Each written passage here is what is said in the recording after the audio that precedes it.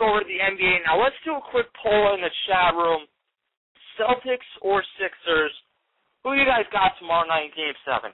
I'll pause a second and just wait for some people to respond.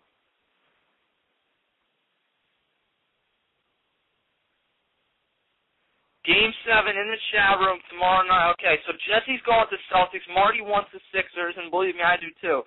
Matt Genius is going Celtics, and Marty is also going Celtics. Ben is going with the Celtics as well. Skills 6L based, he's going with, he wants the Sixers to win. I believe he's a LeBron fan, so I understand that perspective.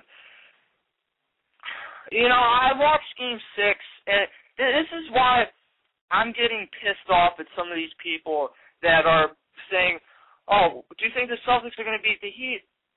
The Celtics haven't even gotten past the Sixers yet. At least give them the credit, because the Sixers should have won Game 1. They blew that game. And I know the Celtics should have won Game 3 or 4, one of those that the Sixers did win. They didn't, so it evens out. But the Sixers really should have won 4 games now in this series. Game 2, the Sixers won in Boston. So it's not necessarily a lock that the Sixers lose this series. And I think that they really do have a pretty solid chance. What they have to do is they have to keep Rajon Rondo from scoring. If they can keep Rajon Rondo from scoring, then I think that they're in a pretty good situation. They're going to have to hold the Celtics to under 85 points if they're going to win the game, because we saw early on if the Celtics score over 140, if they score over 140 points, they're in real good shape. But if they score over 100 points or even 90, the Sixers' chances of winning the game are probably not good. This is a team that's built around defense, and Andre Iguodala, as much as I really cannot stand Andre Iguodala, but his defense is solid overall. He's one of the better perimeter defenders in the game right now. And this team overall, defensively, if they can stay playing good defense and make this one of the ugly games, you guys are having some weird conversations about Michelle Beadle in the chat room, but if they can keep this to the point where they at least keep the game close throughout the entire time, and then they can get a lead.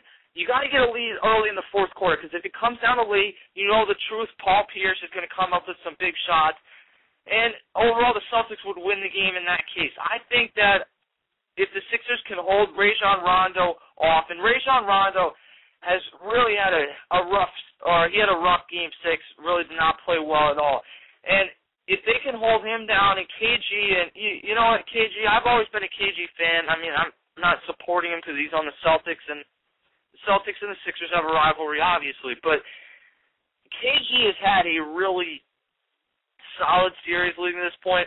But everyone knows, and no on Jamel Hill, please. But KG has had a solid series that it really has looked reminiscent of his days in Minnesota, obviously, but he has not, or Game 6, before Game 6, he made a comment about Philadelphia fans saying that they're fair weather fans, and I never understood, like, what his point here was. Like, he made a statement, oh no, Boston fans are great, Philly fans are fair weather, but never really elaborated on it, and I didn't really get what he was doing. I think he was just trying to stir up attention. He normally performs well under circumstances like that where he's getting booed. He got the LeBron James and Cleveland treatment where he got booed every time he touched the ball. So he had that, struggled early on, had a decent game late, but it was just too little too late for the Celtics. When Rajon Rondo and him do not have great games, and Paul Pierce hasn't really taken over any games in the playoffs, then the Sixers have a very good chance to win some of these games. If the Celtics go off and Rajon Rondo is getting triple-doubles, then there's absolutely no way that the Sixers win this game. You want to know what my gut feeling is, and this is bad considering that Marty's calling me a homer already in the chat. My gut feeling with everyone picking the Celtics is that the Sixers are going to find a way to win this game. And I did not pick the Sixers to beat the Bulls. I honestly thought that it would probably, before the playoffs, it would be better if they just got a chance to be in the draft lottery.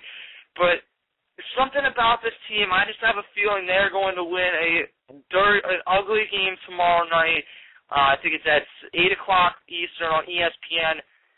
I think that the Sixers win this like 85-80, somewhere like that. I think that Andre Iguodala plays solid defense, and I think Drew Holiday, who's had a very good series, I think Drew Holiday has a very good game and drops probably 20 points. It's going to have to be an overall team effort. You're going to have to get double figures out of guys like Andre Iguodala, Lou Williams, Evan Turner, hopefully, because Evan Turner's had a rough series after having a pretty solid series against the Bulls, and that's been one of the things with Evan Turner. I think this guy can be a 20-8 guy, but his issue is that he's too inconsistent, especially shooting, and he needs to work on his inside the paint shooting. But if he can become solid at that, I think he can be an all-star.